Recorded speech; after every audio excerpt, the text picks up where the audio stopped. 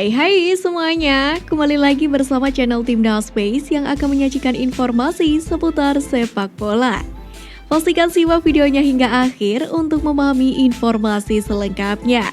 Let's go!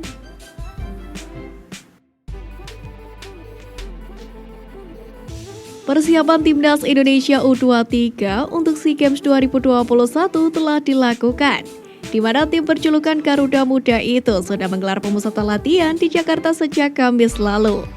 Training Center di Jakarta akan berjalan hingga 12 April 2022, yakni sebelum Timnas Indonesia U23 melanjutkan pemusatan latihan di Korea Selatan hingga SEA Games akan digelar.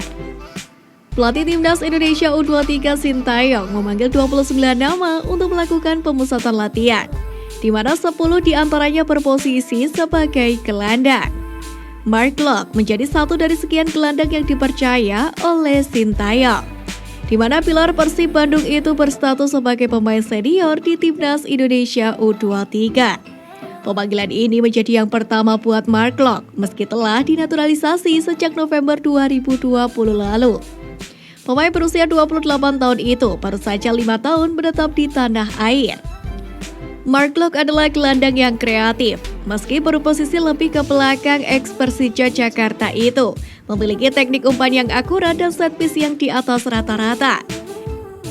Selain Mark Locke, Timnas Indonesia juga memiliki gelandang yang kreatif dan berjiwa petarung yang bisa diandalkan Coach Sintayong.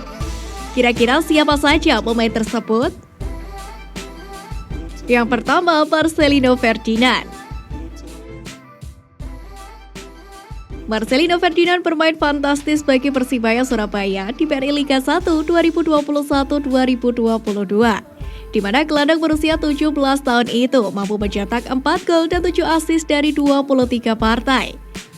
Pada usianya yang masih muda, Marcelino juga telah diberikan kesempatan bermain untuk timnas senior, di mana saat ini pemain kelahiran Jakarta itu masih berkonsentrasi dengan timnas U19 yang sedang menjalani pemusatan latihan di Korea Selatan. Marcelino juga memiliki teknik individu yang tinggi. Sebagai gelandang serang, pemain binaan Persebaya itu juga memiliki insting gol yang cukup tajam. Yang kedua, Syahrian Abimanyu.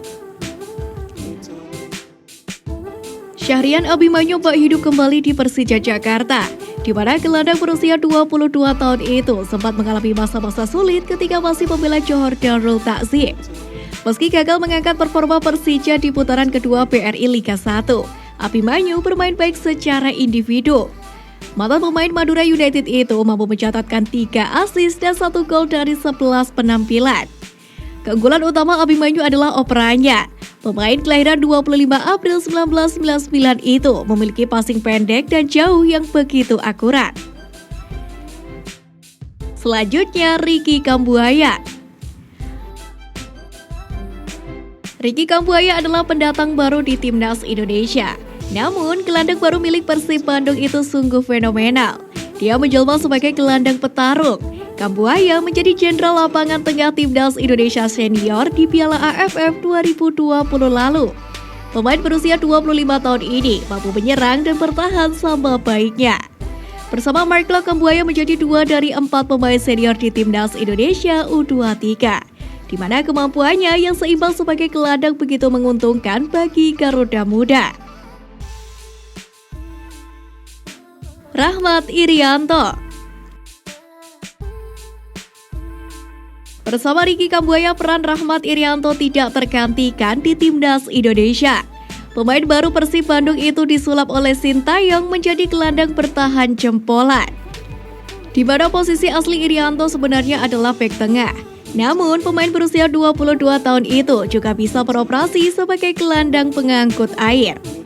Irianto akan mengemban tukang jakal di lini tengah Timnas Indonesia U23.